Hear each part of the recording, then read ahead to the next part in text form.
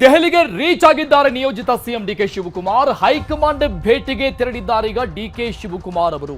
High command ಭೇಟಿಗೂ ಮುನ್ನ ಭಾರಿ ಚರ್ಚೆಗೆ ಹರಿಪ್ರಸಾದ್ ಅವರ ಜೊತೆಗೆ ಮುಂದಾಗ್ತಾ ಇದ್ದಾರೆ. ಡಿಕೆ ಶಿವಕುಮಾರ್ ಅವರ ಜೊತೆಗೆ ಹರಿಪ್ರಸಾದ್ ಅವರ ಜೊತೆಗೆ ಚರ್ಚೆಯನ್ನು ನಡೆಸೋದು.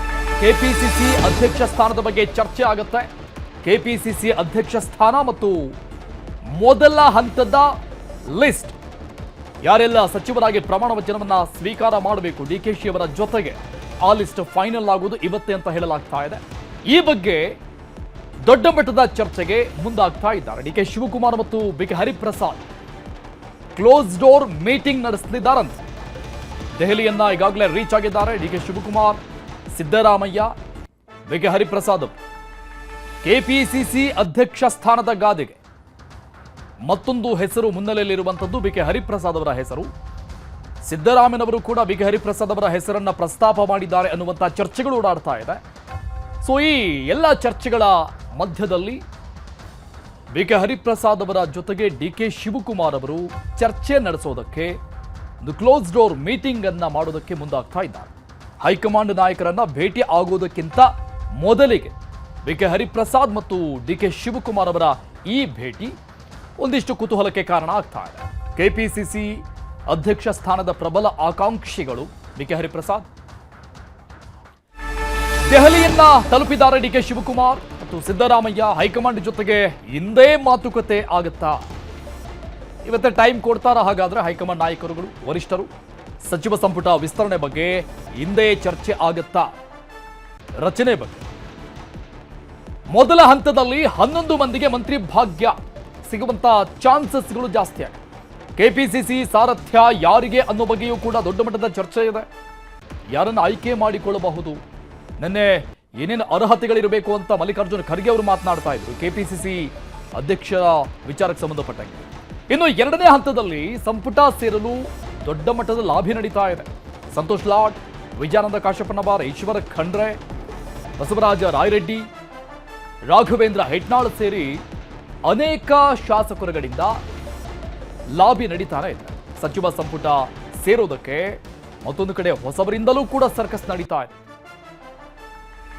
ರಾಜ್ಯಸಭೆ ಪರಿಷತ್ ಚುನಾವಣೆ ಬಳಿಕ ಎರಡನೇ ಹಂತದಲ್ಲಿ ಸಚಿವ ಸಂಪುಟ ವಿಸ್ತರಣೆಗೆ DK Shivakumar and high command plan ಅನ್ನ ಮಾಡಿಕೊಳ್ತಾ ಇದೆ.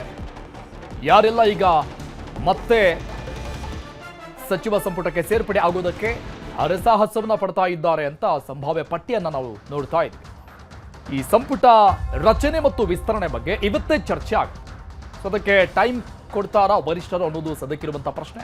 ಡಿಕೆ ಶಿವಕುಮಾರ್ ಮತ್ತು ಸಿದ್ದರಾಮಯ್ಯ ಈಗ ದೆಹಲಿಯನ್ನ ರೀಚ್ ಆಗಿದ್ದಾರೆ. ಈ ಬಗ್ಗೆ ಇನ್ನಷ್ಟು ಡೀಟೇಲ್ಸ್ ಕೊಡ್ತಾರೆ ನಮ್ಮ political bureau head Chidananda Patel live ನಲ್ಲಿ ಜಾಯ್ನ್ ಆಗ್ತಾ ಇದ್ದಾರೆ. ಪಟೇಲ್ರೇ, ಒಂದು ಕಡೆ ಈ ಕ್ಯಾಬಿನೆಟ್ ರಚನೆ ಅನ್ನುವಂಥ ವಿಚಾರಕ್ಕೆ ಸಂಬಂಧಪಟ್ಟಂಗೆ ದೊಡ್ಡ ಮಟ್ಟದ ಚರ್ಚೆಗಳಾಗ್ತಾ ಇದೆ. ಎರಡು ಹಂತದಲ್ಲಿ ಅನ್ನುವಂಥದ್ದು ಫಿಕ್ಸ್ ಅಂತ ಗೊತ್ತಾಗ್ತಾ ಇದೆ. ಇದರ ಜೊತೆಗೆ ಬಹಳ ಪ್ರಾಮುಖ್ಯತೆಯನ್ನು ಪಡೆದುಕೊಳ್ತಾ ಇರುವಂಥದ್ದು ಕೆಪಿಸಿಸಿ ಅಧ್ಯಕ್ಷರು ಯಾರು ಅನ್ನುವಂಥದ್ದು. ಹೈಕಮಾಂಡ್ ನಾಯಕರನ್ನ ಭೇಟಿ ಆಗೋಕ್ಕೂ ಮೊನ್ನೆ ಬಿಕೆ ಹರಿಪ್ರಸಾದ್ ಅವರ ಜೊತೆಗೆ ಡಿಕೆಶಿ ಅವರು ಚರ್ಚೆ ಮಾಡೋದು ಯಾಕೆ? ಸಿದ್ದರಾಮಯ್ಯ ಅವರು ಚರ್ಚೆ ಮಾಡಿದ್ರೆ ಅದಕ್ಕೆ ಬೇರೆ ಅರ್ಥ ಸಿಗ್ತಾ ಇರಲಿಲ್ವೇ? ಪುಗಾರ್, ಇದೀಗ ದೆಹಲಿಗೆ ತಲುಪಿರುವಂಥದ್ದು ಮುಖ್ಯಮಂತ್ರಿ ಮತ್ತು ಮಾಜಿ ಮುಖ್ಯಮಂತ್ರಿಗಳು. ಈಗಾಗಲೇ ನಿಯೋಜಿತ ಮುಖ್ಯಮಂತ್ರಿ ಡಿ ಕೆ ಶಿವಕುಮಾರ್ ಅವರು ಕರ್ನಾಟಕ ಭವನದಲ್ಲಿದ್ದರೆ, ಮಾಜಿ ಮುಖ್ಯಮಂತ್ರಿ ಖಾಸಗಿ ಹೋಟ್ಲಲ್ಲಿ ಇರ್ತಕ್ಕಂಥದ್ದು. ಸಂಜೆ 6 ಗಂಟೆಗೆ ಎಐಸಿಸಿ ಅಧ್ಯಕ್ಷ ಮಲ್ಲಿಕಾರ್ಜುನ ಖರ್ಗೆ ಅವರ ನಿವಾಸದಲ್ಲಿ ಮಹತ್ವದ ಹೈ ವೋಲ್ಟೇಜ್ ಸಭೆ ಅಂತಲೇ ಕರೆಯಲಾಗ್ತಿದೆ.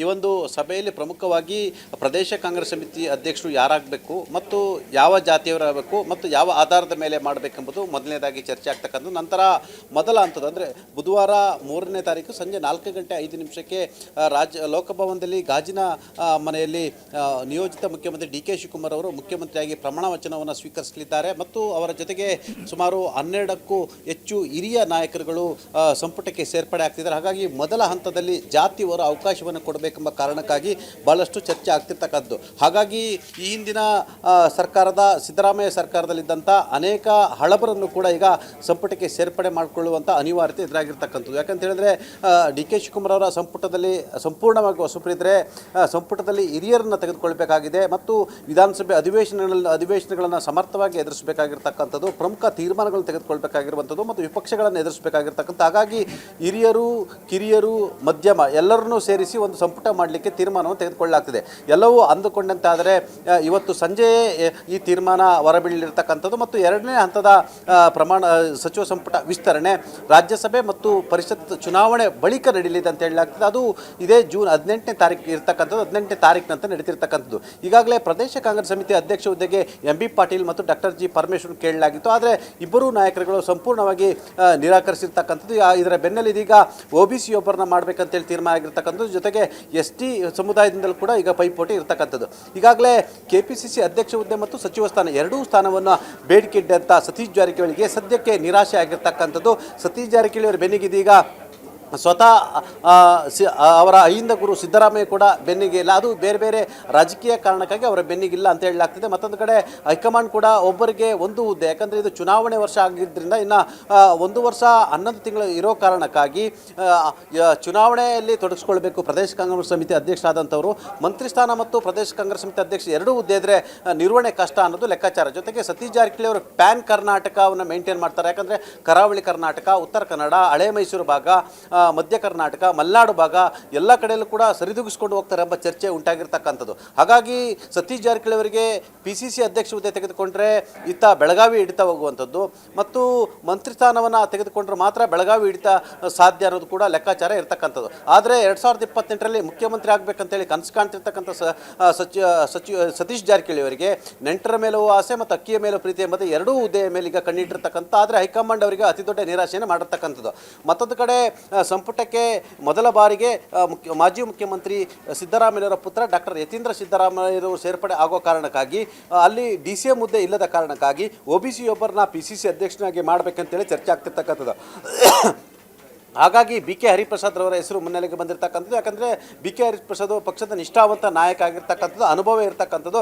AICC ಪ್ರಧಾನ ಕಾರ್ಯದರ್ಶಿಯಾಗಿ ಕೆಲಸ ಮಾಡಿದಂಥವರು, ರಾಜ್ಯಸಭೆಯಲ್ಲಿ ಕೆಲಸ ಮಾಡಿದಂಥವರು ಮತ್ತು ವಿಧಾನ ಪರಿಷತ್ನಲ್ಲಿ ಕೆಲಸ ಮಾಡಿದಂಥವ್ರು ಅನ್ನೋ ಕಾರಣಕ್ಕಾಗಿ ಅವರ ಹೆಸರು ಮುನ್ನೆಲೆಗೆ ಬಂದಿರತಕ್ಕಂಥದ್ದು. ಆದರೆ at the same time BK Hariprasad ಅವರಿಗೆ ಸಚಿವ ಸಂಪುಟದಲ್ಲಿ ಸ್ಥಾನಮಾನಕ್ಕೆ ಸಂಬಂಧಪಟ್ಟ ಚರ್ಚೆ ಆಗ್ತಿರ್ತಕ್ಕಂಥದ್ದು. ಹಾಗಾಗಿ ಹೈಕಮಾಂಡ್ ತಾವು ಸಚಿವರಾಗಿರ್ತೀರಾ ಅಥವಾ PCC ಅಧ್ಯಕ್ಷ ಇರ್ತೀರಾ ಎಂಬ ಆಪ್ಷನ್ ಕೊಟ್ಟಿರ್ತಕ್ಕಂಥದ್ದು. ಇದೀಗ ದೆಹಲಿಗೆ ತೆರಳಿದ ತಕ್ಷಣ ನಿಯೋಜಿತ ಮುಖ್ಯಮಂತ್ರಿ DK ಶಿವಕುಮಾರ್ ಮತ್ತು BK ಹರಿಪ್ರಸಾದ್ ಅವರು ಪ್ರತ್ಯೇಕವಾಗಿ ಮಾತುಕತೆಯನ್ನು ನಡೆಸಿದರು. ಸುಮಾರು 10 ನಿಮಿಷಕ್ಕೂ ಹೆಚ್ಚು ಸಮಯ ಮಾತುಕತೆ ನಡೆಸಿದರು. ಆ ಸಂದರ್ಭದಲ್ಲಿ DK ಶಿವಕುಮಾರ್ ಸಂಪುಟಕ್ಕೆ ಸೇರ್ಪಡೆ ಆಗುವಂತೆ ಆಹ್ವಾನ ಕೊಟ್ಟರು ಅಂತ ಹೇಳಲಾಗ್ತಿದೆ. ಯಾಕಂತೇಳಿದ್ರೆ ಅವರು PCC ಅಧ್ಯಕ್ಷ ಆದರೆ ಒಂದಷ್ಟು ಪಾರ್ಟಿ ಮ್ಯಾನ್ ಆಗಿದ್ದರಿಂದ ಒಂದಷ್ಟು ಶಿಸ್ತು ಮತ್ತು ಕಂಡೀಷನ್ಸ್ ಇರೋ ಕಾರಣಕ್ಕಾಗಿ ಅಷ್ಟು ಸುಲಭವಾಗಿ ಅವ್ರ ಜೊತೆ ಹೊಂದಾಣಿಕೆ ಮಾಡ್ಕೊಂಡು ಹೋಗೋದು ಅಷ್ಟು ಸುಲಭ ಅಲ್ಲ ಎಂಬ ಲೆಕ್ಕಾಚಾರ ಇರ್ತಕ್ಕಂಥದ್ದು. ಹಾಗಾಗಿ ಹರಿಪ್ರಸಾದ್ ಅವರನ್ನ ಸಂಪುಟಕ್ಕೆ ಸೇರ್ಪಡೆಗೊಳ್ಳಿ ಅಂತೇಳಿ DK ಶಿವಕುಮಾರ್ ಅವರು ಆಹ್ವಾನ ಮಾಡಿದರು ಅಂತ ಹೇಳಲಾಗ್ತಿದೆ. ಮತ್ತೊಂದು ಎಲ್ಲೊಂದು ಕಡೆ ಸಿದ್ದರಾಮಯ್ಯನವರು BK ಹರಿಪ್ರಸಾದ್ ಅವರಿಗೆ KPCC ಅಧ್ಯಕ್ಷ ಹುದ್ದೆಯನ್ನು ಕೊಡಿಸಬೇಕು, ಆ ಮುಖಾಂತರ ಐನ ಮತಗಳನ್ನು ಒಗ್ಗೂಡಿಸಲಿಕ್ಕೆ ಅನುಕೂಲ ಎಂಬ ಲೆಕ್ಕಾಚಾರದಲ್ಲಿ ಇರ್ತಕ್ಕಂಥದ್ದು.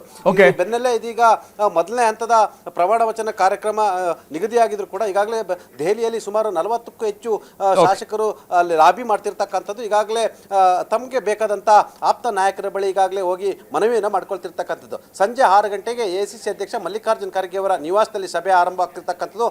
ಈಗಾಗಲೇ 12 ಜನರ ಪಟ್ಟಿಯಲ್ಲಿ ಮುಖ್ಯಮಂತ್ರಿಯಾಗಿ DK ಶಿವಕುಮಾರ್ ಅವರು ಪ್ರಮಾಣ ವಚನವನ್ನು ಸ್ವೀಕರಿಸಿದರೆ KJ ಜಾರ್ಜ್, MB ಪಾಟೀಲ್, ಯತೀಂದ್ರ ಸಿದ್ದರಾಮಯ್ಯ, ರೂಪಕಲಾ ಶಶಿಧರ್, ದಿನೇಶ್ ಗುಂಡೂರಾವ್ ಸೇರಿದಂತೆ ಒಟ್ಟು 11 ಜನ ಪ್ರಮುಖರಿಗೆ ಆಯ್ಕೆ ಆಗುವ ಸಾಧ್ಯತೆ ಇರತಕ್ಕಂಥದ್ದು. ಹೂಗಾರ್. ಥ್ಯಾಂಕ್ ಯು ಪಟೇಲ್ ರೇ ಎಲ್ಲ ಡೀಟೇಲ್ಸ್ಗೆ.